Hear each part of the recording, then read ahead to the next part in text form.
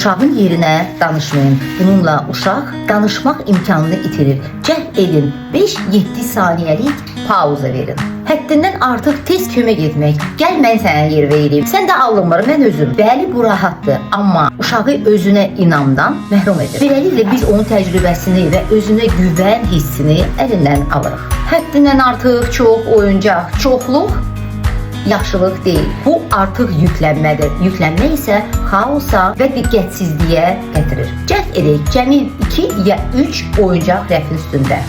Sadəcə olmaz deməyin. İzahatsız qadağa anlama deyil. Əslində qorxu hissini yaradır. Uşağın qəsdən pislik etməyini düşünmək.